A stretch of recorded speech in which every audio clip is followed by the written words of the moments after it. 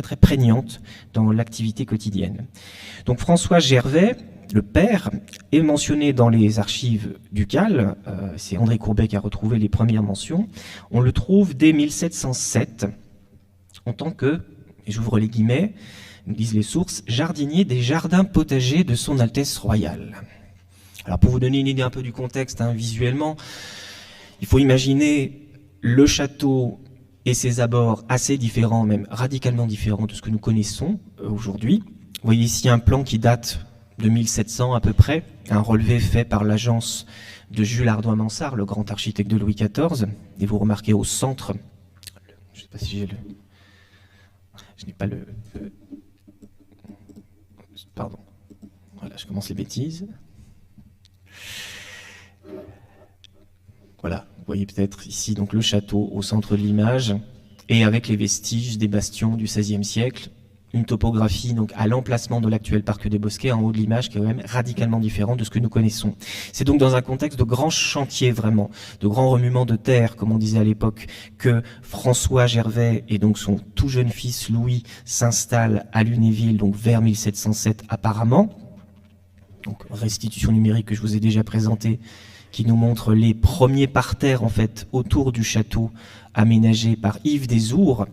Yves Desours, dont je reparlerai, est à l'époque le directeur des jardins de Léopold et c'est lui qui a la haute main sur la part de création véritablement artistique dans l'aménagement des jardins dans les résidences ducales de Lorraine, à Lunéville mais aussi à Nancy. Yves Desours qui a aussi d'ailleurs un rôle administratif, un métier bien organisé, c'est lui qui va valider les factures en fait présentées par les différents corps de métier qui interviennent pour l'aménagement des jardins. Alors un plan qui est moins connu, qui m'a été très aimablement d'ailleurs transmis par Yann Vaxelaire, qui est en train de faire sa thèse en histoire de l'architecture sur Nancy, qui m'a signalé ce plan conservé à Turin, un plan de la ville de Lunéville vers 1730. Alors, plan éminemment précieux parce que les documents de ces dates-là sont rarissimes, pour pas dire uniques pour celui-là. On connaît surtout les plans gravés par Emmanuel Héré vers 1750, mais un plan de la ville de Lunéville, donc 20 ans plus tôt, eh bien c'est très précieux et on va y revenir.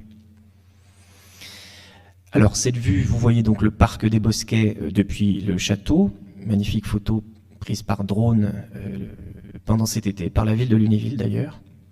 Donc il faut imaginer le domaine où travaille François Gervais le père, et où commence à gambader et à apprendre les rudiments du métier à 5-6 ans, le petit Louis, se situe sur la droite de l'image, précisément à l'emplacement donc de ce qui était le grand jardin potager.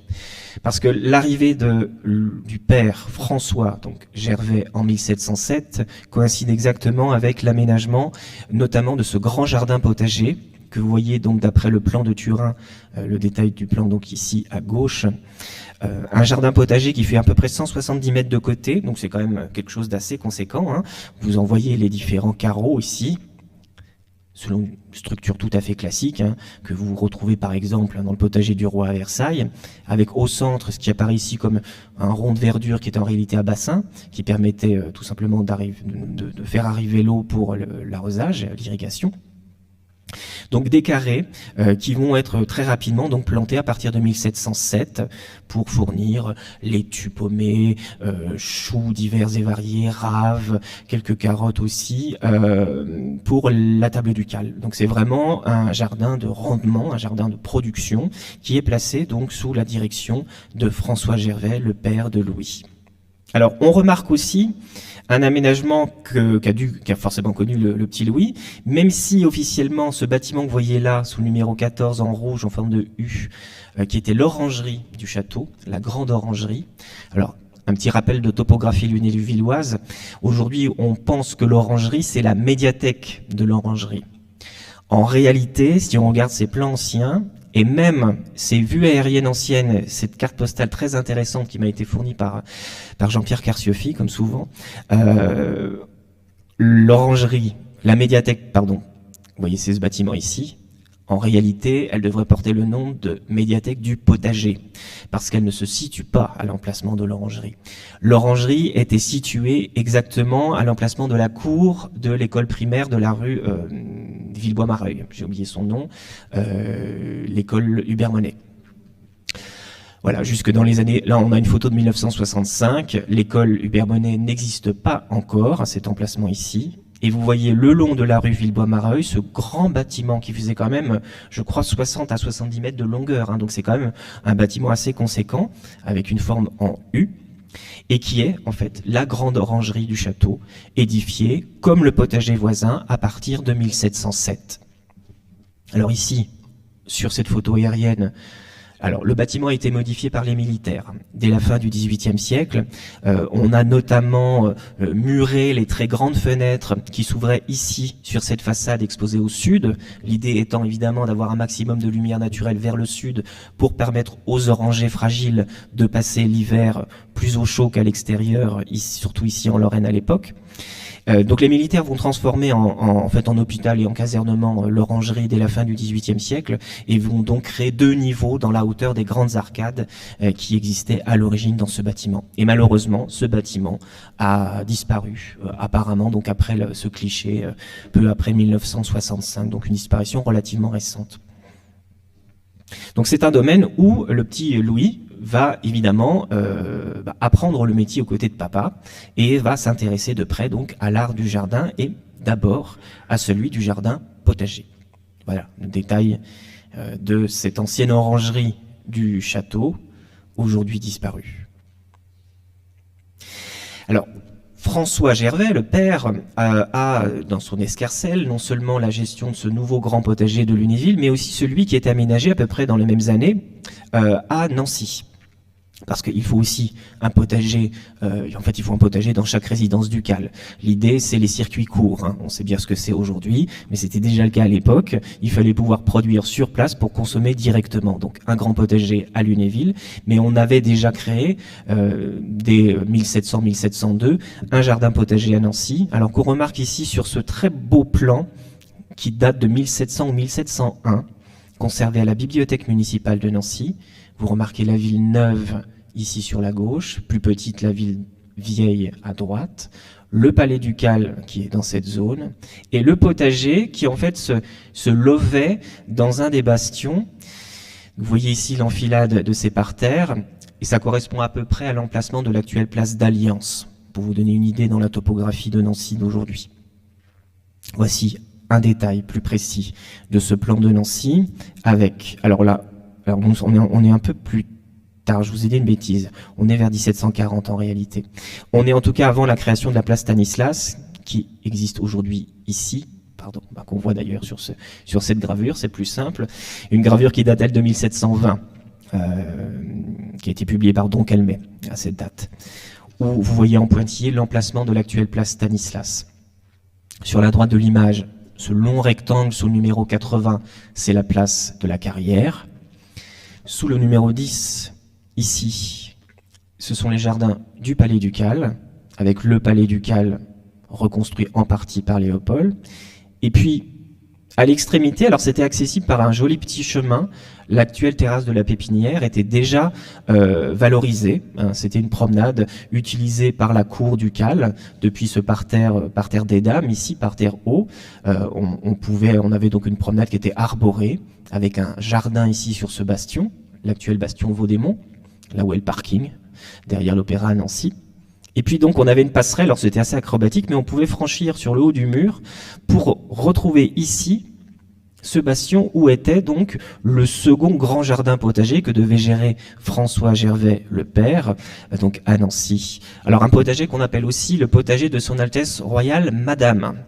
Alors je ne vais pas vous refaire l'histoire d'Elisabeth Charlotte et du potager, mais vous savez que c'est une grande histoire d'amour, et que apparemment Elisabeth Charlotte, même si le potager ici avait une vocation vivrière pour vraiment fournir la cour, il semble que la duchesse, comme à son habitude, avait dû se réserver quelques plates-bandes pour s'amuser à gratouiller la terre et faire pousser quelques asperges et quelques brocolis qu'elle adorait faire manger à ses enfants.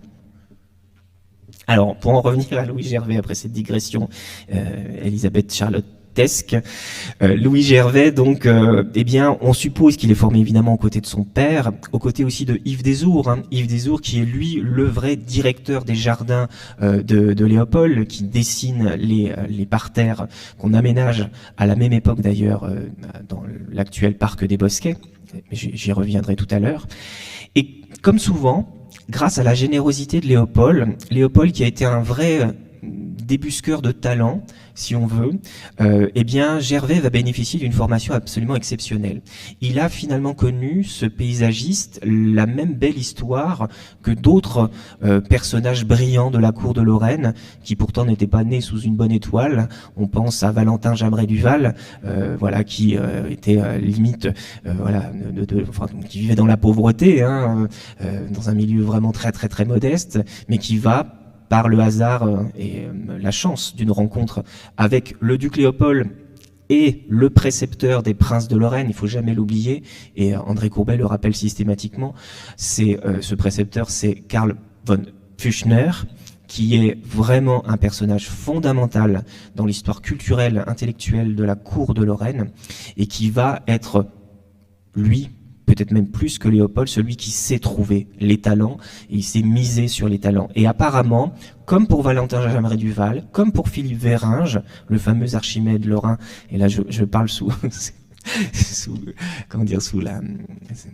l'égide de Monsieur Saramon, qui est le grand spécialiste de Philippe Véringe. Philippe Véringe, qui lui aussi va bénéficier d'une formation exceptionnelle grâce à la générosité de Léopold et de Pfüschner en partant à Londres, eh bien on va offrir à ce paysagiste en herbe, si vous me passez l'expression, Louis Gervais, on va lui offrir une magnifique formation, toujours coûteuse, hein, parce que les voyages à l'époque coûtent très cher, et donc on envoie à 16 ans, nous sommes en 1718, le jeune Louis en Île-de-France. Là voilà, pardon, je vous ai oublié de vous montrer un détail qui nous met un peu dans l'atmosphère de cette émulation assez sympathique et, comme dire, bon enfant de la cour de Lorraine. Ça permet de rendre hommage à la générosité des amis du château, puisque ce très joli dessin, très précieux, nous a été offert il y a quelques années par les amis du château. Il s'agit d'un dessin réalisé par Jean Girardet à la demande de Valentin Jamret Duval. Lui deviendra bibliothécaire des ducs de Lorraine, mais il était à l'origine un pauvre pâtre qui gardait le petit troupeau de l'ermitage de Sainte-Anne, donc tout près de Lunéville, hein, sur les hauteurs de Lunéville.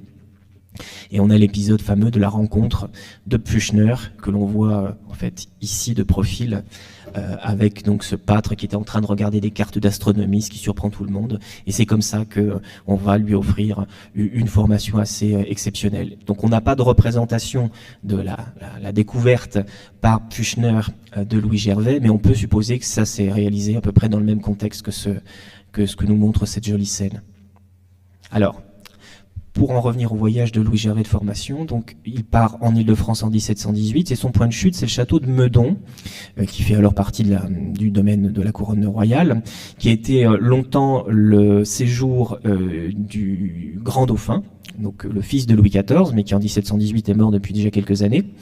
Alors on voit ici un tableau 1723 qui nous montre ce grand domaine de Meudon, donc dans l'ouest parisien, qui a malheureusement beaucoup souffert. Hein. Le château a disparu.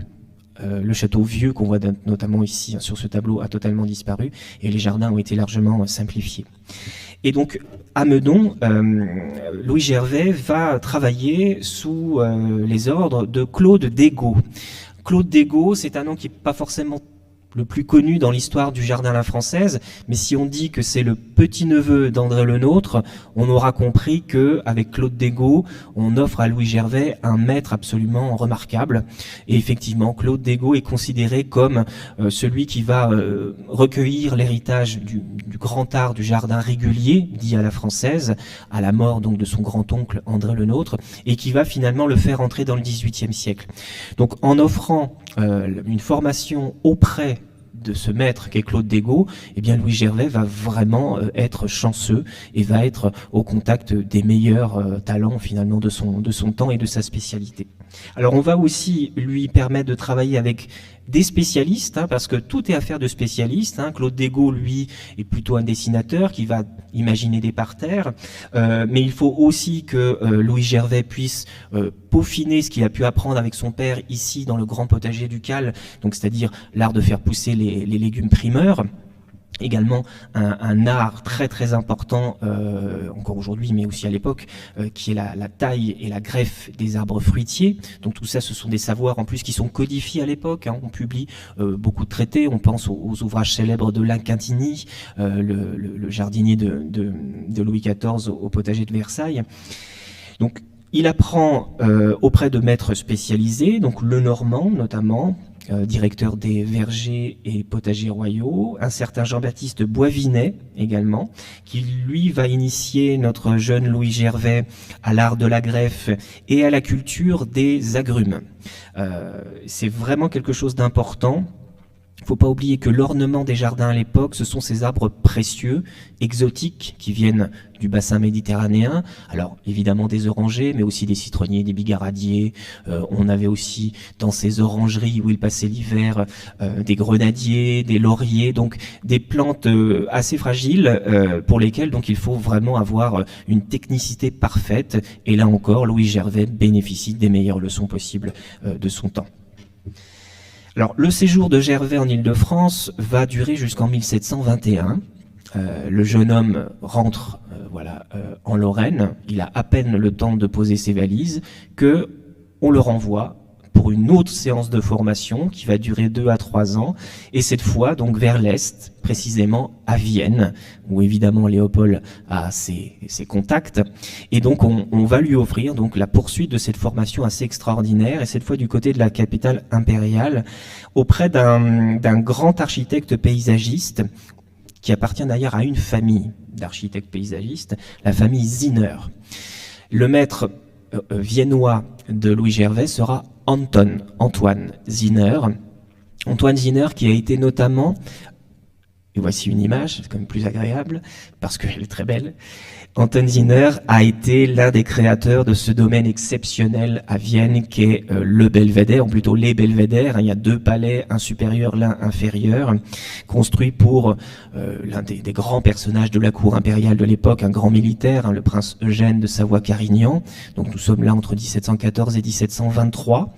C'est-à-dire que le jeune Lorrain, Louis Gervais, va participer à l'aménagement donc des jardins que l'on voit sur cette image, donc dans le parc du Belvédère. Aussi une autre image prise depuis le Belvédère supérieur, puisque le terrain est en pente, vers une sorte de grand bâtiment de dépendance qu'on appelle le Belvédère inférieur, et l'on voit notamment le magnifique dessin des broderies. Et retenez bien ce nom de broderie, vous voyez ces ornements découpés dans du gazon et dans du buis, qui forment effectivement des motifs d'arabesque qui évoquent les broderies textiles qu'on trouvait sur notamment les vêtements de l'époque. Et c'est un art dans lequel, on le verra, Louis Gervais va vraiment exceller. Donc là, de nouveau, une formation exceptionnelle avec l'un des grands maîtres de son domaine. Alors, on a quelques hésitations après avoir relu les travaux, là encore, je le redis, d'André Courbet, mais aussi de Christelle Jajot, ma collègue des archives départementales de Meurthe-et-Moselle, qui a fait un gros travail généalogique sur Louis Gervais. On suppose qu'il rentre de ce second séjour de formation, donc depuis Vienne, vers 1723-1724. Il en profitera d'ailleurs pour se marier quelques années plus tard. Donc voilà, on retrouve un Léopold triomphant, un Léopold que vous voyez ici sur un tableau conservé à Innsbruck, qui caracole devant le château de la Malgrange, c'est le bâtiment que vous distinguez dans le fond. Alors un domaine où les jardins, contrairement à ce que montre la peinture, et vous le verrez, qu'il faut toujours exercer son regard, son œil critique par rapport aux sources visuelles, en réalité c'est de la propagande. Le château n'a jamais été terminé, et les jardins de la Malgrange, alors qu'on rêvait de jardins apparemment magnifiques, Léopold, qui les fait représenter sur la peinture, en réalité n'aura jamais les moyens de les faire réaliser dans la réalité. Et en pendant, donc aujourd'hui, à la Hofburg d'Innsbruck, mais à l'origine dans les appartements de Lunéville, nous retrouvons Elisabeth Charlotte qui n'hésite pas elle aussi à caracoler sur un magnifique cheval blanc pour partir à la chasse, l'une de ses activités préférées. Alors voici donc ce château de la Malgrange et des parterres virtuels qui n'ont jamais existé, mais où Louis Gervais a pu intervenir aux côtés d'un de ses amis. Et on verra aussi que l'amitié est importante dans les réseaux de Louis Gervais. À Vienne, dans cette famille Zinner, Louis Gervais a noué des liens d'amitié avec le frère de son maître, qui était Antoine Zinner. Le frère en question s'appelle Charles-Joseph Zinner. Et Charles-Joseph Zinner, ce que j'ai pu confirmer, ce qu'avait pu avancer André Courmet, mais ce que j'ai pu confirmer par les sources, Charles-Joseph Zinner est venu en Lorraine avec Louis Gervais au moment de son retour, donc vers 1723-1724. Et on va confier à Zinner particulièrement le soin de l'orangerie du domaine de la Malgrange. On avait l'ambition d'avoir une très belle orangerie. Alors si on n'aura jamais le palais terminé, ni les jardins tels qu'on les voit sur ce détail du tableau, on aura malgré tout un pavillon d'une orangerie assez sophistiquée, avec un petit parterre attenant. Malheureusement, j'en ai pas d'image à vous montrer, parce qu'on n'en a pas retrouvé dans les sources. Mais c'était un bâtiment assez ambitieux. On avait commandé une maquette en 1725, maquette à laquelle le fameux Charles-Joseph Zinner va travailler, collaborer pour s'assurer de la bonne construction et donc de la bonne conservation des orangeries qui vont intégrer ce bâtiment. Bâtiment qui a été construit, mais dont, je vous le disais, l'allure nous échappe, à l'exception de son soubassement. Donc c'est pas très glamour, comme on dit aujourd'hui. Vous avez ici en fait le soubassement de cette orangerie de la Malgrange, où l'on repère les fourneaux qui permettaient évidemment, en plus de l'exposition au sud des fenêtres principales, 3 fourneaux ici, répartis régulièrement, avec en fait une sorte de système un peu comme dans les termes romains, vous aviez donc sous le sol des galeries qui permettaient à l'air chaud de circuler, de tempérer et donc de mettre hors gel évidemment les arbres fragiles qui étaient donc au niveau supérieur. Donc c'est la seule représentation qu'on ait de cette orangerie où Louis Gervais a pu intervenir, mais qui était plutôt le domaine de son ami Charles-Joseph Zinner. Alors on sait aussi que Gervais va faire quelques emplettes pour notre bonne duchesse. Donc je ne vais pas vous reparler de la ménagerie parce que j'en ai parlé il y a quelques semaines.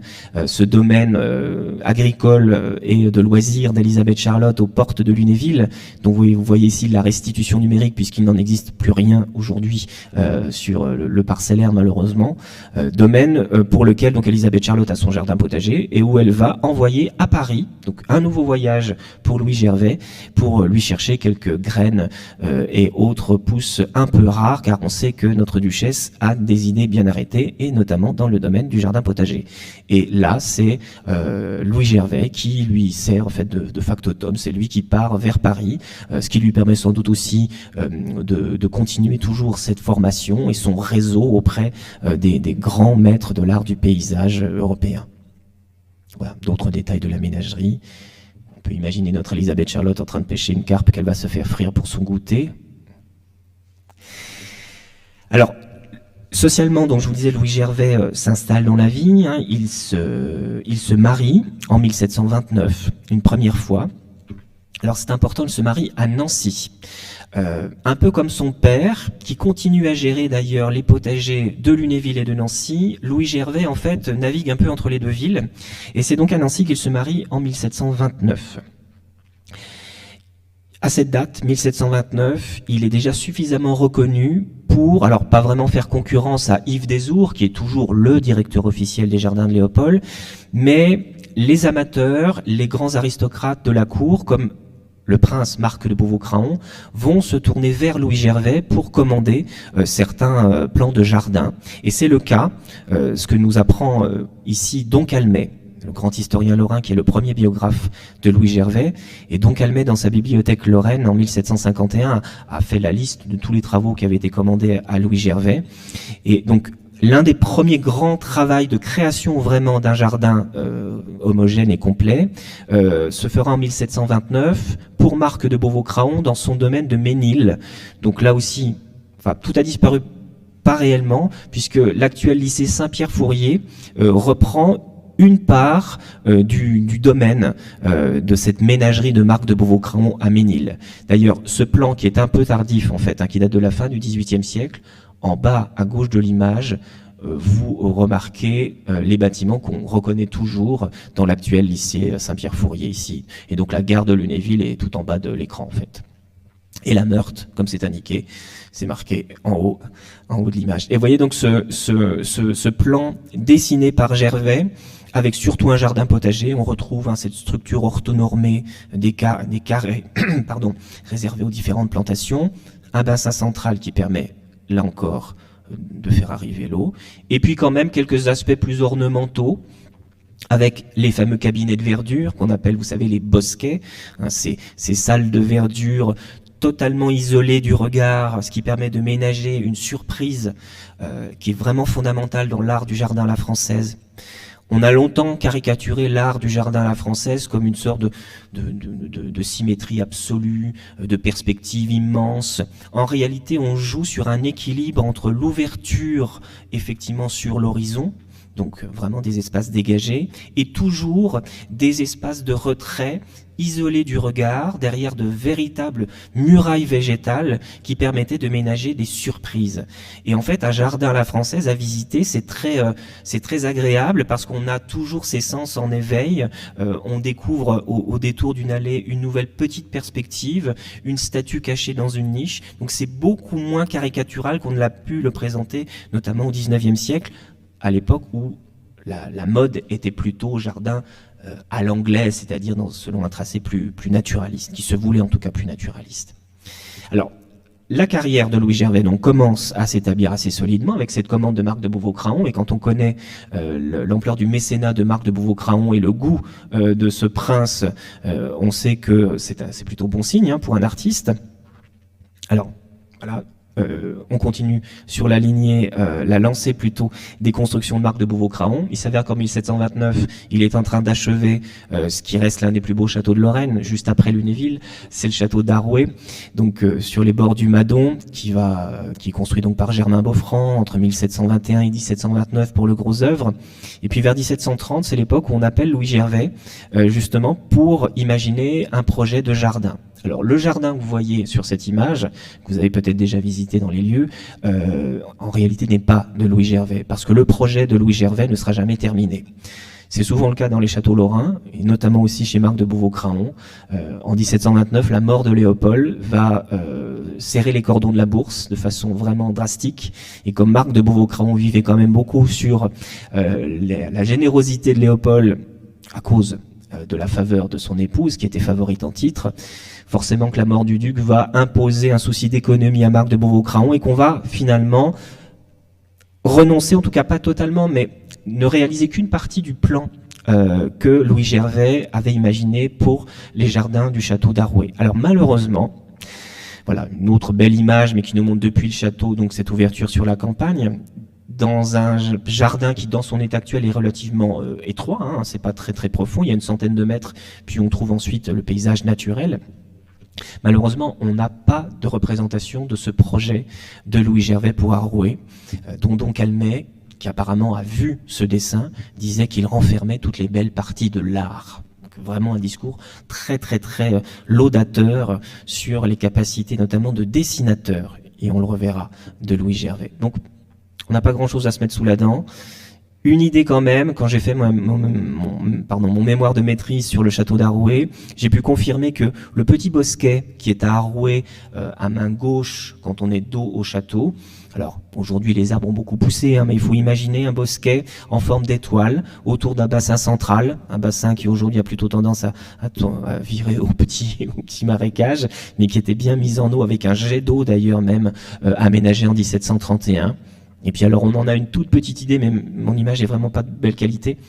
On repère ici un tracé en étoile dans ce plan assez schématique des jardins du château. Alors, histoire de simplifier la chose, vous voyez Craon, parce que Arouet a été rebaptisé Craon au moment où la famille a vendu le véritable premier domaine de Craon, qui est aujourd'hui Croix-Mare, anciennement Audonvillers. Voilà, pour faire simple. Donc là, nous sommes vers 1770, c'est bien Arouet, mais qui s'appelait, et jusqu'à la Révolution, Craon. Alors, Craon, le vrai historique Craon, et là je parle sous la tutelle de Catherine Guyon présente, nous sommes donc dans ce village aujourd'hui de Croix-Mare, où existait un somptueux château, maison de plaisance, à la pointe de la mode et du raffinement, où Madame de Craon pouvait se retirer pour bouder, l'une de ses activités favorites. Un domaine absolument merveilleux, où la famille ducale d'ailleurs avait ses habitudes. Elisabeth Charlotte ne réchignait pas à aller voir sa rivale pour profiter du jardin aménagé autour de ce château construit par Beaufranc à partir de 1709. Dont on sait maintenant, de façon certaine, grâce aux recherches que nous avons pu mener il y a quelques années avec Catherine Guyon, que les jardins ont été tracés à partir de 1712, toujours par Yves Desours, notre directeur traditionnel et habituel des jardins. Mais c'est Don Calmet qui nous dit que Louis Gervais aurait fait, alors je cite Don Calmet, plusieurs pièces dans les jardins de Craon. Alors, qu'est-ce que ça veut dire plusieurs pièces? Est-ce que c'est des pièces de parterre, donc quelques éléments? Est-ce qu'il aurait dessiné les parterres de broderie qu'on devine derrière le château ici, sur ce tableau pas forcément très beau, mais très intéressant? Encore une fois, une libéralité des amis du château, pardon, j'y reviens. Donc voilà, on est un peu sur notre fin, mais tout ça pour vous dire, parce que ça va être assez récurrent dans mon propos, que finalement, attribuer un jardin, c'est très compliqué, parce que c'est toujours un ouvrage collaboratif. Et encore aujourd'hui d'ailleurs, entretenir un jardin, ça peut se faire qu'à plusieurs, et on y reviendra. Donc c'est, voilà, une œuvre collégiale, donc Yves Desours qui a sans doute donné les grandes lignes générales, et puis Gervais qui serait venu retoucher quelques parties, quelques parterres en particulier, quelques bassins. Donc toujours pour Marc de Bourroux-Craon. Et malheureusement, donc un domaine qui n'existe plus aujourd'hui. Toujours Don Calmet, premier biographe de Louis Gervais, nous dit aussi que pour le petit château du Prince Charles, eh bien les jardins auraient été repris par Louis Gervais et pas forcément par Yves Desours. Là, j'en ai pas trouvé trace, donc on ne sait pas qui réellement a pu dessiner ces jardins charmants d'ailleurs du château du Prince Charles, que l'on voit ici sur un plan de la fin du XVIIIe siècle. Jardin miniature, avec un parterre devant le château, un château d'ailleurs qui était totalement entouré de végétation, ce qui nous prouve que c'était pas du tout un château d'apparat, déjà son échelle réduite le signal, mais que c'était véritablement ce qu'on appelait à l'époque joliment, mais c'était bien trouvé pour ce bâtiment-là, un vide-bouteille, parce que le constructeur, c'est le prince. Voilà, donc une autre vue de ce petit château, où le prince Charles-Alexandre, le petit dernier de la fratrie, donc le dernier des fils de Léopold et d'Élisabeth Charlotte, j'allais dire pour reprendre une expression lorraine, le bon coco à sa maman, mais c'est vraiment ça, à qui on passait tous les caprices, y compris financiers, avait voulu une petite maison de campagne, son Trianon à lui, que vous connaissez, dont on connaît malheureusement le sort, et on espère qu'il sera rénové, restauré un jour prochain. Ce petit château charmant, effectivement vide bouteille, parce que c'est là que Charles-Alexandre entraînait ses conquêtes, qu'il allait recruter parmi les demoiselles d'honneur de sa mère, parce que c'était aussi un séducteur, et il allait leur montrer les étoiles sur la terrasse qu'il avait fait aménager au sommet de ce bâtiment. Voilà, puisqu'il adorait l'astronomie.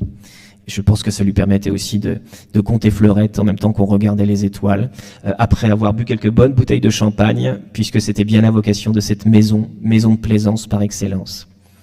Alors on retrouve Charles-Alexandre plus âgé, alors qu'il est gouverneur des Pays-Bas autrichiens, c'est-à-dire l'actuelle Belgique, en train de rempoter un rosier, à côté de sa sœur, Anne-Charlotte, qui tient aussi une corbeille de fleurs. Alors c'est une image sans doute composée, idéalisée, mais quand on connaît maintenant, on la connaît bien, la réalité de la vie de la cour de Lorraine, on se rend compte que ce rapport au jardin, immédiat, direct, vécu, était la réalité. On sait que Charles-Alexandre, par exemple, j'ai retrouvé trace de mention d'outils de jardinage cerclés d'argent dans ses biens. Donc, cerclé d'argent, ça nous dit que c'est bien un objet dédié à un prince, mais que c'était malgré tout de véritables outils de jardinage. Alors, évidemment, il n'allait pas labourer des plates-bandes entières, il s'occupait de tout repiquer, mais de temps en temps, et comme on le voit sur cette image-là, y compris dans les fleurs qu'il avait sur ses balcons au château, dans son grand appartement officiel, il faut imaginer ce grand château Lunéville assez monumental, avec de temps en temps, comme dans nos pavillons, des balconnières où Elisabeth Charlotte et Charles-Alexandre s'amusaient à faire pousser des plantes en pot. Alors peut-être pas les géraniums qu'on voit fleurir partout aujourd'hui, mais on avait cette idée, cette nature immédiatement présente. Et donc pour vous dire que cet art du jardin était vraiment dans l'ADN, on dirait, aujourd'hui de la maison de Lorraine. Alors c'est le cas aussi pour le frère aîné, le duc François III, que l'on voit ici devenu empereur, un peu forci d'ailleurs avec le temps. Vous voyez comment il pose avec tous les symboles sur toute sa curiosité. Vous voyez la sphère armillaire au premier plan, donc un instrument scientifique, le violon dont il joue très très bien, et puis derrière on remarque avec un perroquet multicolore qui volette librement dans la pièce, des grandes plantes. Alors là, malheureusement, je n'ai pas les capacités de Louis Gervais pour vous dire exactement ce que ça. Peut-être des jacinthes et des lys, peut-être une branche de lys sur le fond, mais en tout cas un goût pour les jardins qui est réel et dont les créations impériales de François de Lorraine, après son mariage et son installation à Vienne, vont donner vraiment la preuve. Alors justement, ce destin de François de Lorraine va forcément influer sur celui de Louis Gervais, comme pour d'autres artistes majeurs de la cour de Lorraine. Vous savez, en 1736, François de Lorraine épouse Marie-Thérèse de Habsbourg à Vienne, et c'est là que est scellé le destin de la Lorraine, puisqu'on lui a imposé, au niveau des puissances européennes, de renoncer à la terre de ses ancêtres, donc au duché de Lorraine et de Bar, pour pouvoir convoler en juste noces avec la maîtresse de son cœur, en tout cas pour le moment, Marie-Thérèse de Habsbourg. Donc la famille ducale déménage, Élisabeth Charlotte va se replier à Commercy.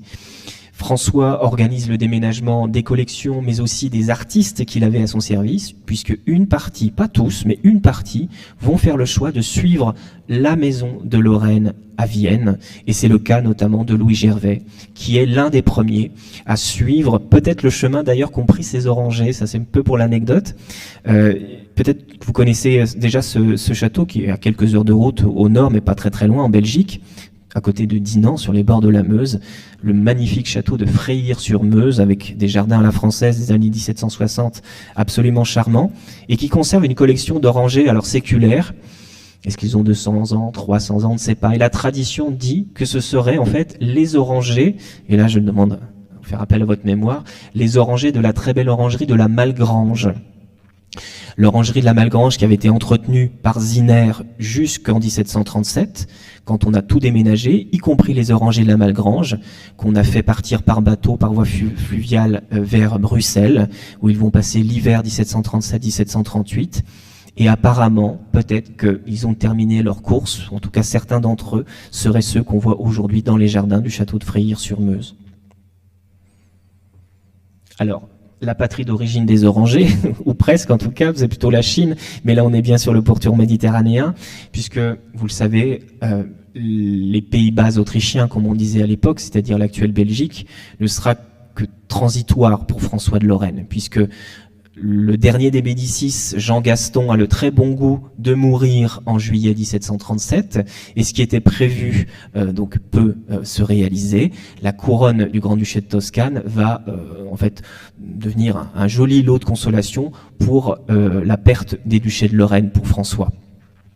Donc il devient grand-duc de Toscane, et donc ces gens, ces artistes, et c'est bien aussi une partie de ces collections qui étaient partis vers Bruxelles, vont redescendre vers le sud et faire le chemin donc vers Florence, où tout le monde s'installe à la fin de l'année 1737, début 1738. Et c'est le cas de Louis Gervais qui va s'installer donc à Florence. Et il a profité, comme on le profite, je fais mes photos de vacances, mais c'est toujours des séjours assez exceptionnels, d'avoir la chance d'aller à Florence et de voir la ville, avec évidemment le Duomo, depuis les hauteurs du jardin Boboli. Jardin juste derrière le Palais Pitti, grande demeure évidemment donc palatiale de Florence. Donc ces jardins accolés au Palais Pitti, où vous voyez ici un grand amphithéâtre de gazon. Alors ça a été un des problèmes de Louis Gervais, parce que Louis Gervais, il arrive avec sa culture de jardinier français, avec son goût des parterres de broderie, ce qu'il a vu donc dans sa formation avec Degault à Meudon, puis à Vienne. Et quand il arrive en Italie, finalement, on le sait, les Florentins sont pas très accueillants à l'égard des Lorrains, qu'on trouve pas légitimes. Et quand Louis Gervais va essayer de dessiner des parterres de broderie à la française dans ce grand amphithéâtre des jardins Boboli, évidemment, les Italiens vont trouver que c'est un goût parfaitement barbare. Hein, et clairement, ils le disent, ils ne mâchent pas leurs mots. Alors, ça n'empêchera pas Louis Gervais de beaucoup travailler en Italie, de s'occuper notamment de projets de pépinières, Je vous invite à relire l'article du Pays Lorrain, publié je crois en 2011 par André Courbet, parce que c'est vraiment le plus complet. Et puis là, j'en profite, je remercie monsieur et madame Saint-Ramond, parce que c'est grâce à eux que j'ai eu cette photo de l'église Saint-Charles des Barnabites à Florence, qui est une église où ont été inhumés beaucoup des représentants de cette diaspora lorraine à Florence, et notamment où a été inhumé Louis Gervais, en février 1756, parce que c'est donc en Italie, à Florence, qu'il est mort et qu'il a été inhumé donc en 1756. Alors avant ça, il va quand même se consacrer à des projets en terre impériale, et précisément en terre autrichienne. On voit ici l'une des grandes commandes, alors pour un plan un peu symbolique, hein, pour un grand jardin, un document magnifique. Malheureusement, je n'ai pas réussi à trouver de très bonnes photos, je ne peux pas trop zoomer, mais c'est vraiment une démonstration de prouesse technique en termes de dessin, parce que j'insiste, Louis Gervais est un très grand dessinateur.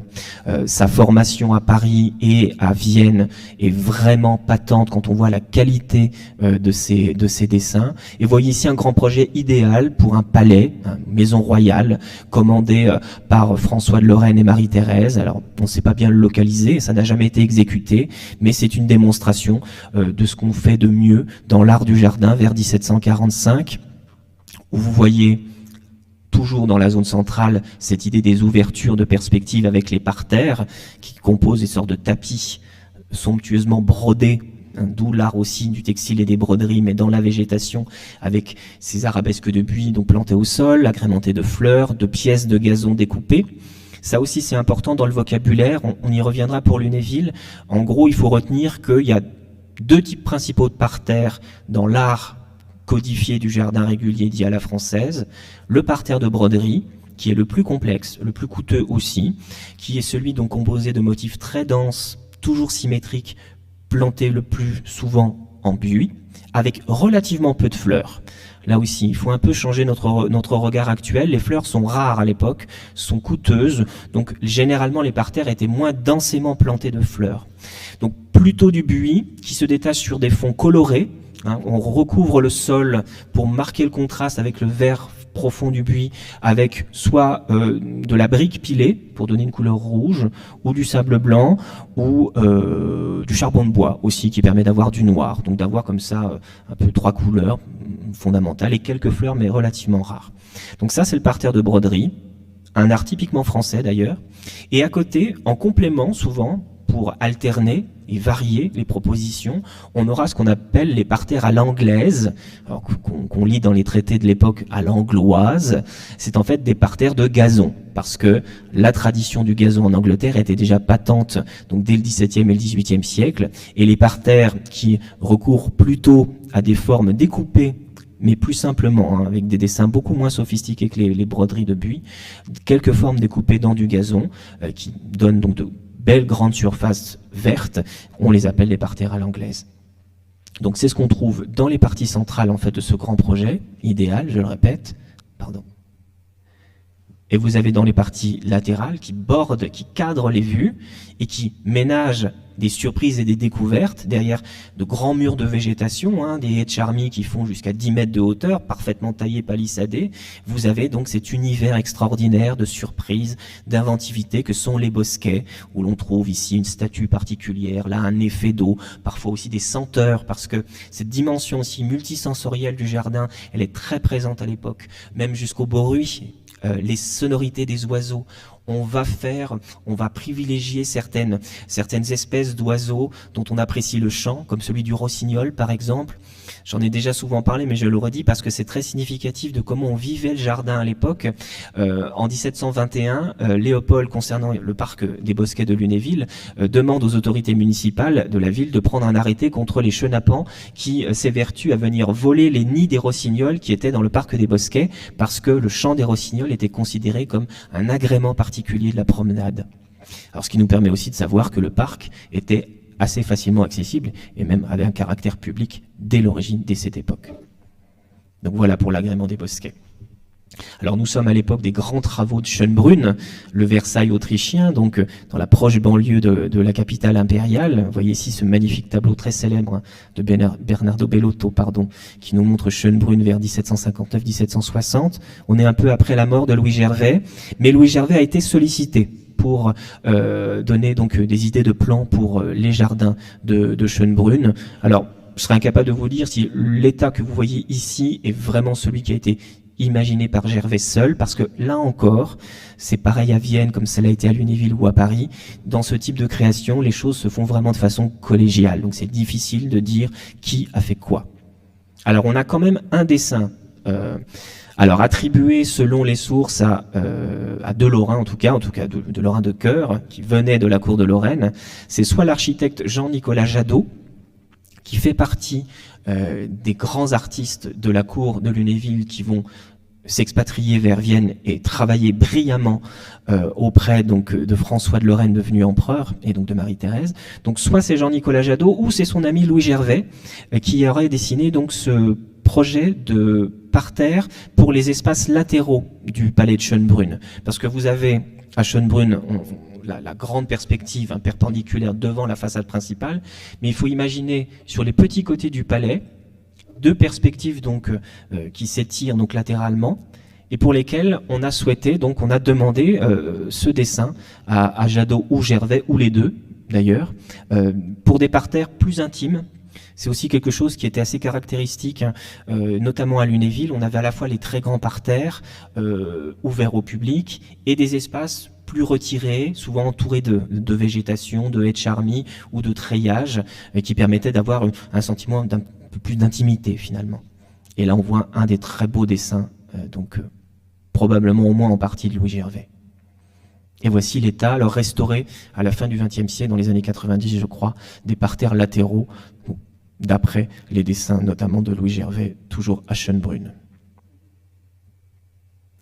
Alors c'est l'époque aussi où, toujours poussé par son goût pour la curiosité scientifique, François de Lorraine décide d'installer une sorte de zoo, une ménagerie dans le parc de Schönbrunn, et il va demander, là encore, à sa Dream Team, ces deux artistes les meilleurs, Jadot donc pour l'architecture et Gervais sans doute pour l'aspect paysager, le projet donc réalisé de cette ménagerie de Schönbrunn, un pavillon central avec des cours rayonnantes, chaque cour étant réservée à une espèce d'animaux en particulier, en évitant de mélanger évidemment les gazelles et les lions, parce que sinon tout ce petit monde ne perdure pas longtemps. Alors l'aristocratie va aussi s'adresser à Gervais, qui connaît vraiment une renommée, une reconnaissance officielle de sa carrière. Il a évidemment des titres ronflants mais légitimes, parce qu'il a vraiment beaucoup de talent. On sait qu'il est nommé officiellement en 1739, là je lis mes notes, directeur général et dessinateur des bosquets de son Altesse royale, en l'occurrence c'est toujours donc François. C'est vraiment quelqu'un donc qui est reconnu pour son talent, dont on veut s'attacher les services, et comme ça a été le cas en Lorraine, l'aristocratie de cour, à la cour impériale, va lui commander donc des plans. C'est le cas de la famille des princes Esterhazy, très grande famille princière donc dans le Saint-Empire. Et vous voyez ici un magnifique dessin, un projet réalisé, signé. Il signe assez souvent d'ailleurs, Gervais, ce qui n'est pas toujours le cas de ses confrères. Gervais signe assez souvent et il a signé ce projet daté de 1750 pour l'une des résidences de la famille Esterhazy, en l'occurrence le château d'Eisenstadt. Un dessin là aussi virtuose, où l'on est vraiment dans cet aboutissement de l'art du jardin à la française. Si vous regardez l'aspect des formes notamment, il y a une inventivité dans les formes, les arbres taillés qui forment une grande galerie en haut de l'image, les arbustes aussi composés de façon très sophistiquée comme de faux vases taillés dans de la charmille, et puis surtout le dessin de ces... Alors c'est un parterre un peu hybride, si vous avez retenu l'exemple des deux grandes typologies de parterre, vous avez des compartiments de gazon dans la zone centrale qui évoquent le parterre à l'anglaise, et des bordures assez sophistiquées, je suis désolé de ne pas avoir le pointeur laser, aux extrémités de ces parterres, vous avez des plantations de buis qui proviennent, elles, de l'art de la broderie. Voilà, en gros. Et sur les côtés, comme toujours, des cabinets de verdure. Alors, fidélité à la Lorraine, parce que on est maintenant donc à la fin de la carrière de Louis Gervais, il est tout à fait reconnu, je vous l'ai dit, directeur général et dessinateur des bosquets de l'empereur. Sa résidence officielle est Florence. Il va séjourner donc de temps en temps à la cour de Vienne pour travailler donc pour Marie-Thérèse et François et l'aristocratie autrichienne. Et il va garder des liens avec la Lorraine parce que tout simplement il a des possessions familiales. Il y a une maison rue Banaudon, la maison paternelle, où son père est mort je crois en 1742, qui est toujours propriété de la famille. Et il va revenir vers 1750 pour s'occuper justement de problèmes successoraux. Et comme on a la chance de voir revenir un personnage déjà célèbre à l'époque, en 1750, Gervais est vraiment reconnu, peut-être pas par le commun des mortels, mais en tout cas par les amateurs. La comtesse des Armoises, qui est à l'époque propriétaire du château de Fléville, donc Fléville-les-Nancy, va lui commander un projet extraordinaire pour les jardins donc, de son château de Fléville, qui sera en partie réalisé. Là aussi, je n'ai pas une très très bonne photo, mais je la dois et je remercie le propriétaire du château de Fléville qui me l'a transmise il y a quelques jours. Ça te montre quand même la qualité. Alors, le dessin lui-même ne serait pas de Louis Gervais. J'ai pas réussi à lire la signature, mais l'état qui est figuré par le document serait bien celui des jardins imaginés par Louis Gervais. Et c'est vrai qu'on retrouve, vous voyez, je vous parlais de parterre un peu mixte. Ici, vous avez le château à la base, toujours, qui existe toujours. Le jardin, si vous le connaissez, a totalement été modifié. Aujourd'hui, on est plutôt sur un tracé naturel à l'anglaise, de grands espaces engazonnés, ouvrant sur des bouquets d'arbres qui évoquent un peu la nature. Là, on voyait bien que le tracé est quand même beaucoup plus régulier et symétrique. Et on retrouve des traits typiques de Gervais dans ce tracé de parterre mixte, à la fois engazonné et des broderies de buis.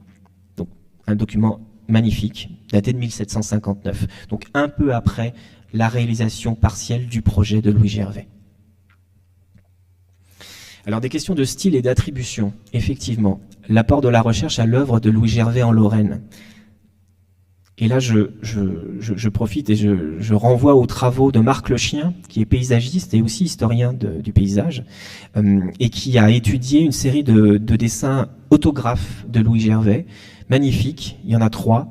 2 sont signés, mais tous sont sûrs de Gervais. Des dessins pour le château de Saulx-sur-les-Nancy. Donc là, on revient en Lorraine. Il y a toujours cet ancrage lorrain marquant tout au long de la carrière de Gervais. Là, on est avant le départ, de toute façon, vers le destin impérial, Florence et Vienne, puisqu'on est... J'ai pu d'ailleurs dater ce plan vers 1735, parce que comme Gervais est extrêmement précis dans ses dessins, en fait, vous remarquez ici la masse du château de Saulx-sur-les-Nancy, château qui existe toujours, mais là aussi, comme très souvent, le jardin a été simplifié et a perdu malheureusement ce tracé. Et il y a un détail en fait d'architecture avec le projet de construction de 2 petites ailes que j'ai pu documenter. Donc on sait que ces ailes étaient en construction en 1736, ce qui nous donne à peu près une idée de datation vers 1735 pour ce dessin magnifique qu'on a la chance d'ailleurs d'avoir en prêt actuellement dans notre exposition du Commun Nord. Donc magnifique projet de Louis Gervais pour Pierre IV de Rutan, grande famille de la noblesse lorraine, grand officier de la cour. Je crois qu'il était un peu en charge des finances. Enfin, il a été aussi membre de certains régiments. Grand personnage vraiment influent et qui a voulu, comme Marc de Beauvau-Craon, on l'a vu, s'attacher les services d'un grand dessinateur de jardin. Alors un autre projet, mais toujours pour le château de Saulx-sur, une variante pour les jardins, avec une technique, vous voyez, plus efficace. On peut penser que ce très beau dessin, avec ses couleurs, ses rehauts, était destiné à être présenté aux commanditaires. C'est vraiment des dessins de présentation. À côté, on a une feuille plus sommaire, une seule couleur, de l'encre voilà, marron ou noir, plus efficace, où là on est vraiment sur un document technique qui va être, voilà, c'est sur ce document-là que les personnes chargées de planter le parterre, dessiner au sol les broderies, vont pouvoir donc se référer. Donc plutôt un dessin technique, qui datait aussi vers 1730. Et puis alors un document très très amusant de cet ensemble de dessins pour Saulxures-lès-Nancy. C'est un dessin qu'on peut attribuer à Louis Gervais, mais là encore, il n'aurait pas été tout seul, puisqu'il aurait travaillé avec le commanditaire lui-même, puisque ce projet de très joli bosquet est signé P. de Rutan Invenit, c'est-à-dire Pierre de Rutan a inventé. Donc Monsieur de Rutan, le commanditaire, aurait eu aussi des velléités d'être paysagiste à ses heures, et avec Louis Gervais, s'est amusé à imaginer un bosquet pour ses jardins du château de Saulxures-lès-Nancy. Donc c'est assez drôle et ça surprend pas parce que quand on connaît, je vous le dis souvent, mais Elisabeth Charlotte, son goût pour les bâtiments, il est tout à fait possible que le commanditaire ait voulu aussi mettre sa patte et travailler avec un maître pour imaginer donc ses futurs jardins. Alors, je propose d'ajouter au corpus des dessins de Louis Gervais, conservés d'ailleurs en Lorraine, précisément ici à la bibliothèque de Nancy, ce dessin pour le château d'Inville-aux-Jarres. Inville-aux-Jarres, vous le savez, c'est l'une des résidences satellites des ducs de Lorraine, à 8 km au nord de Lunéville, résidence d'ailleurs ancienne, avec un parc de chasse bien établi, que Léopold va décider de faire reconstruire à partir de 1701. Et donc, un goût aussi pour le jardin qui va être manifeste dans ce domaine, alors beaucoup plus modeste que la grande perspective de Lunéville, sur lequel je vais revenir dans quelques instants. Vous avez ici le plan masse du château, et ce qui est alors un projet dont on ne sait pas s'il a été totalement réalisé, peut-être simplement pour partie, et que je propose d'attribuer à Louis Gervais au moment de son retour, son premier retour, son comeback, après ses formations successives à Paris et à Vienne, donc vers 1724, un moment où il s'installe un peu plus durablement donc à la cour de Léopold, et pour lequel, on va le revoir d'ailleurs, il va travailler à des projets assez ambitieux. Et là aussi, je pense que, alors que les jardins tels qu'on les voit, et notamment le grand axe central qui est en fait un grand canal, tout ça a été tracé, on le sait par les contes, vers 1703-1704. Donc Gervais, 20 ans plus tard, intervient pour moderniser un peu et embellir des jardins qui préexistaient. Alors, on pense que les petits pavillons que vous voyez là n'ont jamais été construits, mais que possiblement ces bosquets ont bien été plantés. Et là, vous avez même le tracé d'un jardin potager qui était celui d'Elisabeth Charlotte, où elle faisait pousser notamment des groseilles blanches, voilà, pour faire de la confiture, un de ses loisirs préférés. Alors, on a une vision des jardins d'Inville-aux-Jarres, mais postérieure, qui date du règne de Stanislas. C'est le cas de ce tableau, alors très intéressant, là aussi pas forcément très beau, mais un très beau document qui nous permet de bien comprendre tout le raffinement de ces jardins. Le problème, c'est que ce tableau date de Stanislas, qu'on est après les travaux d'aménagement que Stanislas a réalisés assez vite d'ailleurs, parce que quand il prend possession des domaines de ses prédécesseurs, Stanislas va vite, d'ailleurs très vite même, embellir les jardins, à Lunéville mais aussi à Inville. Et donc voilà, on ne peut pas savoir sur cette vue peinte ce qui relève du dessin de Gervais ou plus tard du dessin d'Emmanuel Héré, l'architecte de Stanislas. C'est un peu ambigu. Alors une autre vision tout à fait charmante, idéalisée, sauf pour les parterres que vous voyez au pied du château. Le château lui-même est vraiment embelli par rapport à la réalité de l'architecture d'Inville-aux-Jarres. Mais c'est une scène assez charmante, c'est surtout une scène très peu connue. On connaissait jusque-là un tableau qui reprend la même composition, conservé au musée Lorrain, qu'on a la chance de pouvoir accueillir pour un prêt long actuellement. Mais, une fois encore, grâce à la générosité des amis du château, nous avons pu, on s'est fait offrir cette charmante petite tabatière qui inclut une miniature. Stanislas aimait beaucoup diffuser des petites boîtes ornées de miniatures représentant ses différentes résidences, parce qu'il en était très fier. Ça lui donnait prétexte à de jolis cadeaux, notamment à la cour de France, pour montrer, regardez ce que j'ai fait en Lorraine. Et donc, cette petite tabatière inclut une miniature, sans doute commandée par Stanislas, et qui idéalise Inville-aux-Jarres. On voit même la cour tout autour du bassin principal, précisément la tête du Grand Canal, et on devine effectivement des parterres de broderie qui, eux, ont peut-être effectivement existé en cet état. Alors pour en revenir à la technique du dessin de Louis Gervais, on l'a vu, c'est quelqu'un qui maîtrise avec une maestria extraordinaire la composition des différents modules du paysage, donc parterre de gazon à l'anglaise, parterre de broderie, parterre mixte, associant les deux. Il a aussi un goût pour des formes architecturales. Alors, il n'est pas le seul. Dans les traités d'architecture de l'époque, on a souvent des modèles de bosquets, de parterres qui sont diffusés. Je pense notamment à des ouvrages fondamentaux à l'époque, comme les cours d'architecture de Blondel, mais surtout le traité de la distribution des maisons de plaisance, qui était publié en 1737-1738 par Jacques-François Blondel, qui est une sorte de bible absolue de la construction de belles demeures, donc au goût du jour, avec à la fois les façades, les plans d'architecture, les décors intérieurs et même les propositions de parterre. Donc vous avez tout en un, vous avez tout pour faire votre maison idéale. Et on trouve aussi dans les planches donc, de Blondel des propositions comme celle que vous voyez sur cette image, qui est en fait un des détails des plans de Saulx-sur-les-Nancy par Gervais. En haut de l'image, vous voyez le raffinement d'un théâtre de verdure. On a eu d'ailleurs à Lunéville, dans le parc des Bosquets, la comédie champêtre, comme on l'appelait joliment, qui était effectivement un théâtre de verdure utilisé par Stanislas. Et avant l'arrivée de Stanislas, eh bien Louis Gervais pouvait imaginer ces théâtres de verdure extraordinaires, avec des replis donc, pour les coulisses, ici, des petites allées, une statue qui triomphe sur la scène, et puis donc une sorte de petit parterre qui permettait de servir tout simplement de salle de spectacle pour, on l'imagine, des soirées assez charmantes.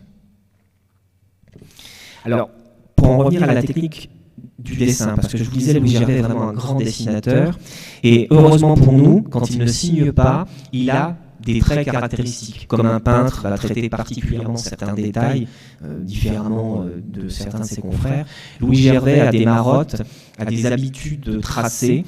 Et c'est en regardant alors, dans le détail la forme des arbres qu'il schématise sur les alignements que vous voyez ici sur le plan qui est donc signé par Gervais donc pour Saulx-sur-les-Nancy. En fait, j'ai pu attribuer le plan à droite. On retrouve ce projet donc pour Ainville-au-Jard, parce qu'en fait les arbres ont la même forme, avec des 5 digitations systématiquement, des petits comme ça trucs qui nous permettent d'attribuer quand les documents ne sont pas signés. Donc ce dessin de droite, par comparaison avec celui de gauche qui est bien signé donc de Gervais. Et toujours la maestria de ces jardins. Et là, je vais en profiter pour lire un extrait. Alors, je vous rassure, il faut que je retrouve mes notes, mais rapide, d'un biographe qui pourtant avait la dent dure. Autant donc Calmet avait, quand il a publié sa Bibliothèque Lorraine, qui contrairement à ce que le titre indique, n'est pas un ouvrage de bibliophilie, mais plutôt un recueil de biographies de grands personnages historiques, dont Calmet flatte assez couramment ses contemporains. Et Chevrier, par un malin plaisir, il ne devait pas sympathique, ce personnage s'amuse à déboulonner toutes les statues que Don Calmet avait dressées concernant les grands personnages lorrains de l'époque. Et l'un des rares personnages qui trouve grâce aux yeux du très sévère Chevrier, eh bien c'est notre Louis Gervais. Il le dit lui-même, donc je lis Chevrier, il souhaite classer Louis Gervais, qui est pourtant qu'un simple paysagiste, parce qu'à l'époque c'est considéré comme vraiment un métier pas vil, mais pas forcément très noble, même au sein des créateurs. Eh bien il veut le classer, donc il le dit lui-même, il le place dans la classe des grands hommes.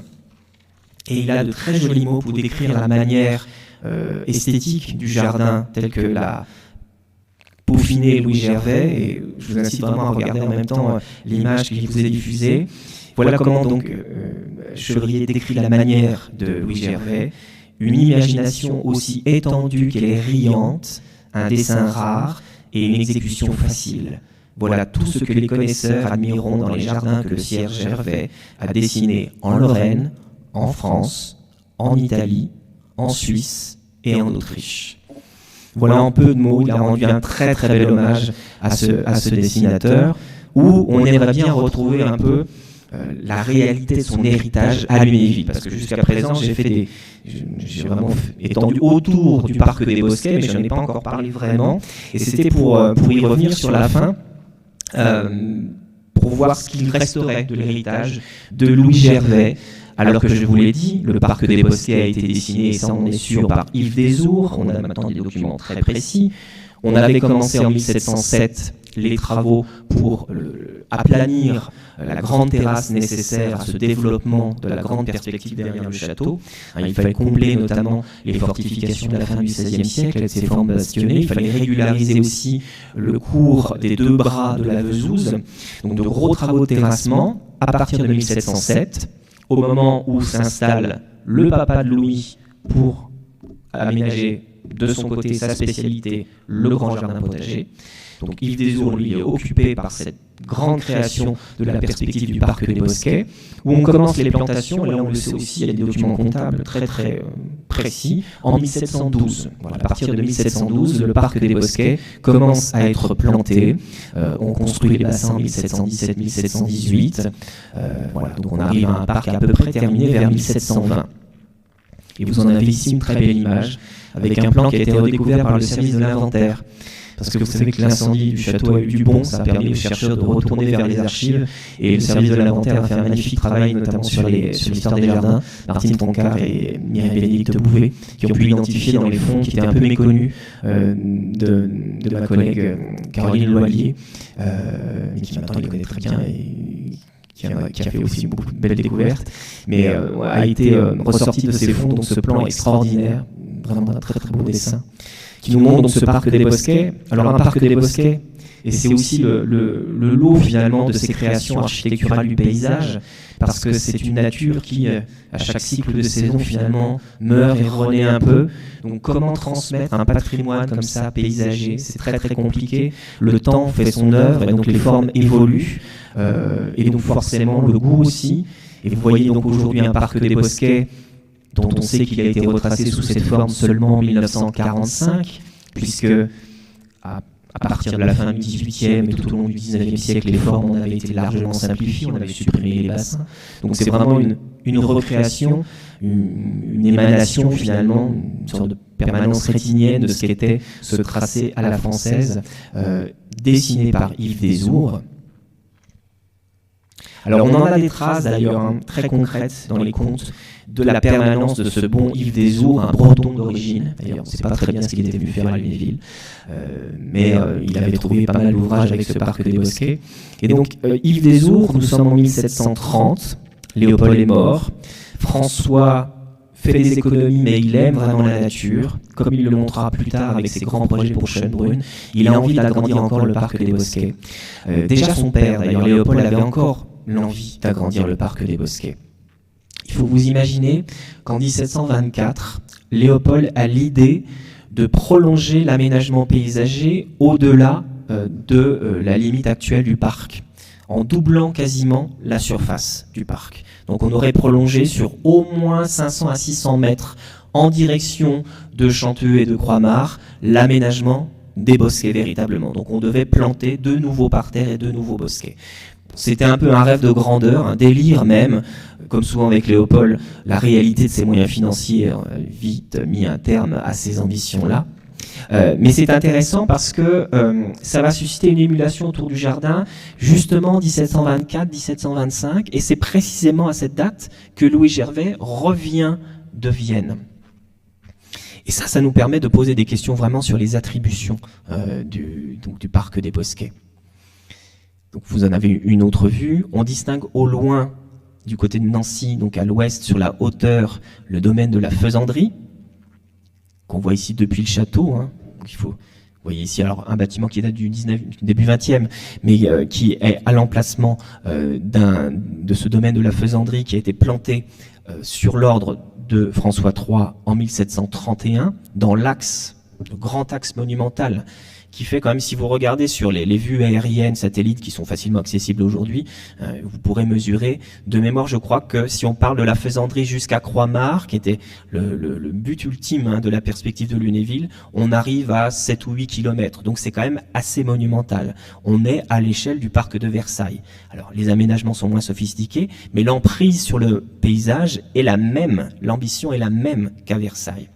Donc en 1731, pour en revenir à mon propos, eh bien c'est pas Louis Gervais qui va donner les plans pour cette faisanderie. C'est toujours notre bon vieux Yves Desours, toujours fidèle à son poste, qui va fournir les plans pour cette petite dépendance où il y a quelques pavillons, où on va, comme son nom l'indique, entretenir des faisans pour la chasse, et où on va planter en gros quelques massifs de charmilles, avec aussi des genévriers, pour que les oiseaux puissent s'égayer gentiment avant de passer à Patresse. Et on remarque, cette image, elle est forte, elle est symbolique, elle est réelle. Voyez comment à Lunéville, la nature est au cœur du bâtiment. Et voyez comment ce grand axe, finalement, grâce à l'idée géniale de Beaufrand d'ouvrir ces grandes arcades, la nature pénètre complètement le château. Et cet axe monumental, il se lie des deux côtés, côté cour et côté jardin. Et là, du jardin vers le côté cour, eh bien, on surplombe la ville et on va justement dans l'axe central. Vous avez le domaine de la faisanderie. Alors, un détail du plan des archives municipales, donc du parc des Bosquets que je vous ai montré tout à l'heure, pour en revenir sur la réalité de ce qu'on peut attribuer aux uns et aux autres. Je vous le disais, il faut toujours avoir l'esprit critique aiguisé. Les historiens parmi vous le savent mieux que moi. Il faut faire attention aussi un peu à la littérature. Quand on parle d'attribution du parc des Bosquets, et si on lit l'ouvrage toujours fondamental par ailleurs de Pierre Boyer, publié au début du XXe siècle, réédité d'ailleurs dans les années 1980, Pierre Boyer, alors je ne vais pas vous le lire, mais il a un propos magnifique, parce que Pierre Boyer se laisse emporter par son style, un style très lyrique, et il va faire passer la première création d'Yves Desours pour le parc des Bosquets de Lunéville comme un peu archaïque, un peu guindé, et tout d'un coup Louis Gervais, le petit jeune, arrive et va insuffler comme ça un esprit nouveau. On va voir les formes se multiplier, on va voir les étoiles rayonner dans le parc, on va voir les formes se chantourner. En réalité, malheureusement, derrière le joli propos de Pierre Boyer, il n'y a pas de réalité historique, en fait. Parce que, maintenant, on en est sûr, le parc des Bosquets tel qu'il a été établi dans ses grandes lignes, je vous le disais, il est bien de Yves Desours. Quand on lit Boyer, on a l'impression que ce qu'on voit sur ces plans du XVIIIe siècle remonte à Gervais. En réalité, c'est bien la création du bon vieux breton Yves Desours, avec ses tracés, effectivement, vous voyez, le goût des diagonales, qu'on retrouvera chez Gervais d'ailleurs, parce que c'est dans l'esprit du temps, tout simplement, ça permet de multiplier les vues, mais tout ça est bien tracé dès 1712. Alors, j'ai juste pu quand même confirmer quelques retouches apportées par Gervais, donc là encore dans une grande œuvre collaborative. En fait, c'est Louis Gervais qui va planter l'allée que j'ai soulignée ici en rouge, et qui est toujours matérialisée d'ailleurs dans le parc. Pardon. Je devais en avoir une image, j'espère que je ne l'ai pas ratée. Si je vous ai privé cette image. Cette allée qui longe en fait la rue Villebois-Mareuil, c'est l'allée dite du Mail, le nom d'un jeu très apprécié, un jeu de plein air, une sorte de croquet, qu'on aime beaucoup déjà sous Louis XIV et encore sous Louis XV. Et à Lunéville, évidemment, on ne déroge pas à la règle et on va avoir un jeu de mailles. Et cette grande allée est plantée, on le sait, sur les dessins de Louis Gervais en 1724-1725. Voilà, c'est un aménagement qui est bien dû à Gervais dans cette trame imaginée bien avant lui par Yves Desours. Alors, ce qu'on retrouve dans les contes, dans des documents vraiment pas du tout attractifs, comme ce très joli plan qui nous montre un des parterres de broderie du parc des Bosquets à Lunéville, donc des documents assez austères, la comptabilité, on voit beaucoup de travaux dans les années 1724-1725. Alors, c'est ça qui a laissé croire à Pierre Boyer qu'on avait tout rasé pour tout reconstruire, mais en réalité, non. Ce qu'on va faire, et là vraiment on le comprend quand on digère le détail de cette comptabilité, c'est qu'en fait on a simplement rénové le dessin des broderies et des parterres à l'anglaise du parc des Bosquets. Et c'est ce dessin-là qui serait attribuable à Louis Gervais. Donc il y a eu effectivement une intervention de Gervais, mais dans cette grande trame déjà fixée par Desours. Et les broderies de buis typiques que vous voyez ici sur ce plan des années 1750, on peut penser qu'elles n'ont pas été tracées sous Stanislas, mais qu'elles étaient un peu plus anciennes et qu'elles remontent en fait à cette grande campagne de travaux de modernisation un peu superficielle dans les motifs confiés à Louis Gervais, donc vers 1724-1725, mais dans un cadre qui était bien fixé comme étant celui donc voulu par Yves Desours. Alors vous avez donc aussi des comparaisons un peu stylistiques pour tenter, mais là c'est un travail qui demandera à être complété évidemment, j'ai pas l'ambition de le faire là, il y a encore beaucoup de choses à voir. Vous avez un détail du projet pour Eisenstadt, donc un des projets tardifs pour la cour d'Autriche dans les années 1745-1750, et avec ce parterre mixte, et vous retrouvez donc les parterres à l'anglaise cette fois de Lunéville, au bout de la perspective, dans la seconde zone, autour des bassins ronds, des petits bassins ronds, avec ces pièces découpées. On retrouve d'ailleurs un motif assez récurrent qui pourrait faire un peu style Gervais, être un marqueur de sa patte.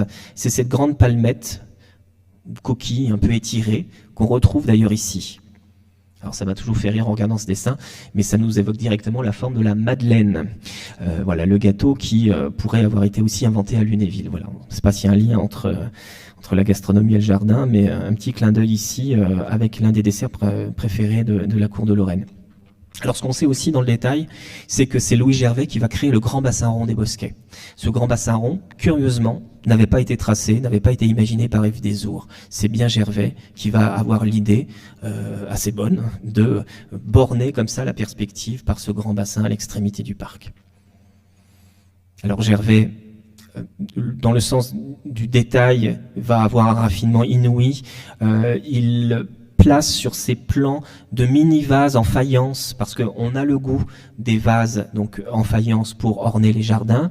On sait d'ailleurs que parmi les premières grandes commandes passées par le pouvoir ducal à la manufacture de Jacques Chambrette à Lunéville, on a des livraisons de dizaines et de dizaines de vases de faïence qui accueillaient donc des pots de fleurs précieuses donc dans les jardins. Alors évidemment, c'était contraignant aussi en termes d'entretien, parce que vous imaginez avec des hivers, surtout à l'époque à -20, vos vases de faïence, il fallait les rentrer avec les orangers, parce que sinon ils ne passaient pas l'hiver.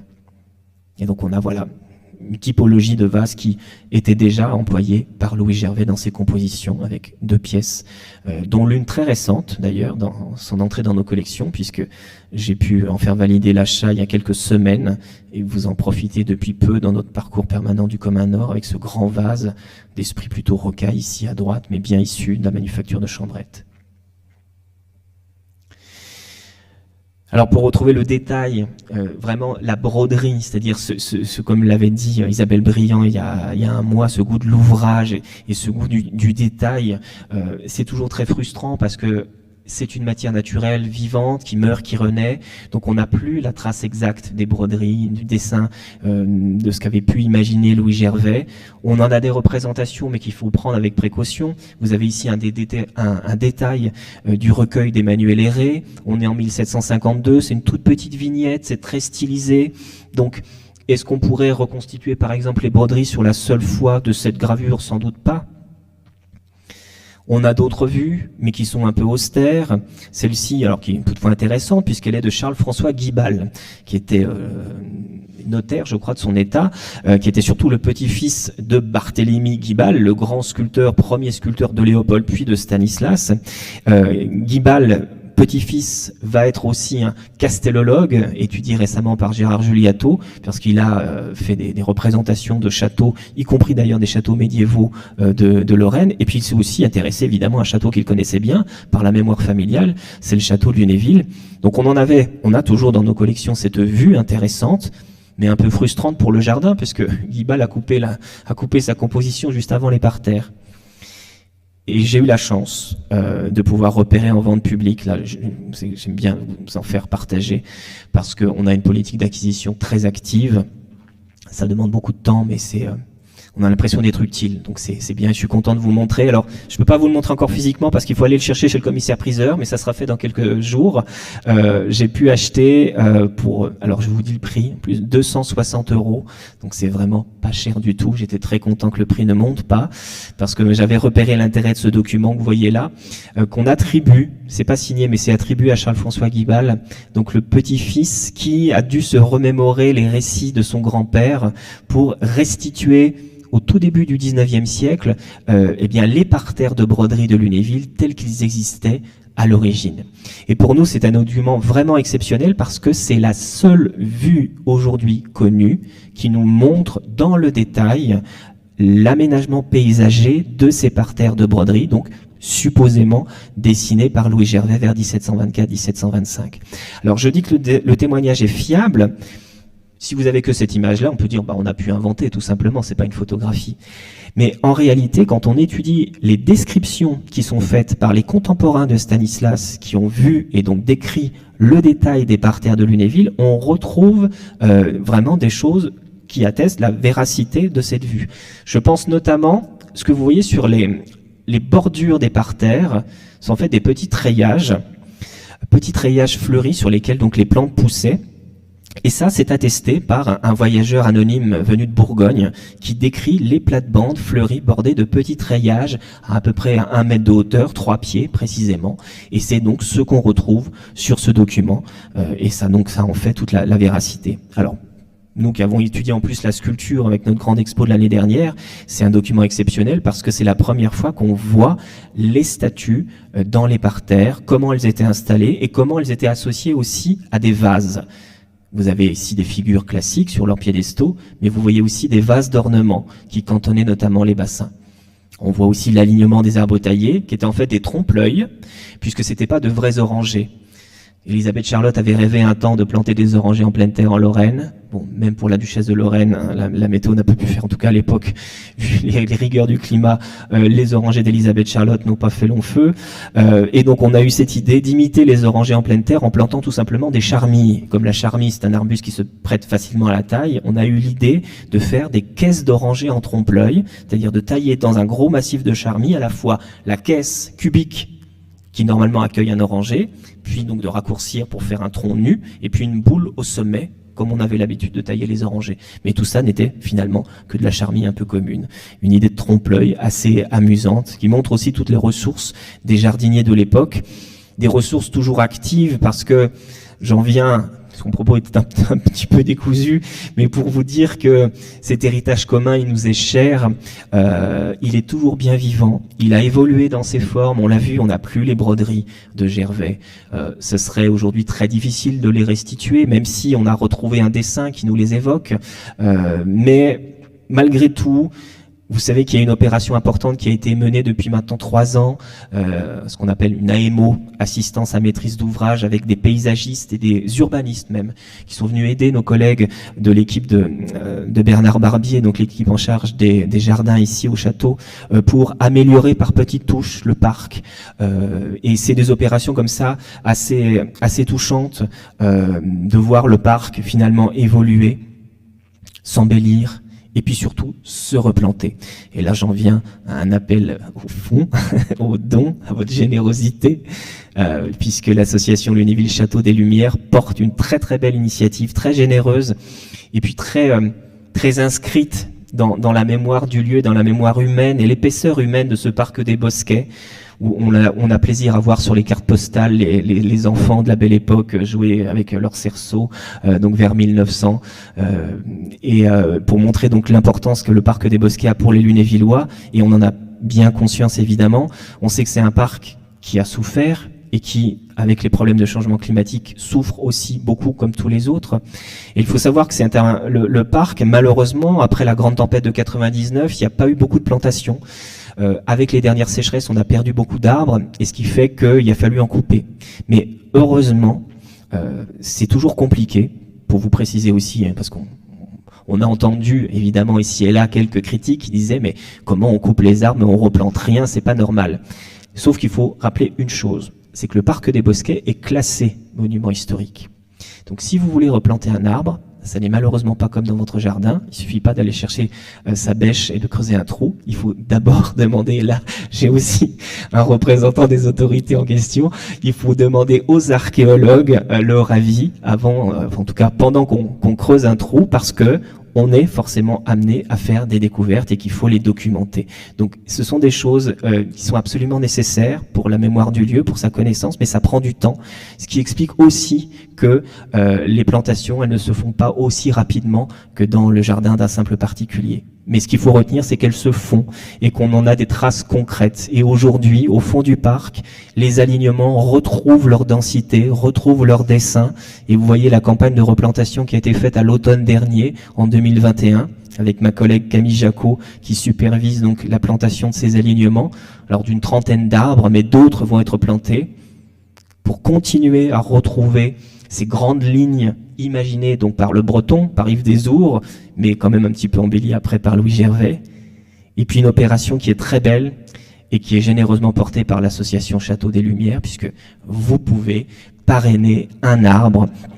Donc j'imagine que vous avez donc sur le site du château la possibilité, et puis évidemment on pourra vous distribuer aussi les bons de souscription pour pouvoir parrainer un arbre replanté dans le parc des Bosquets, pour contribuer même à une petite échelle, même voilà une petite contribution. La première est à partir de 5 €, ça ouvre d'ailleurs aussi à des réductions d'impôts, pour que tous ensemble on puisse aussi se réapproprier et embellir ces jardins qui nous sont chers à tous.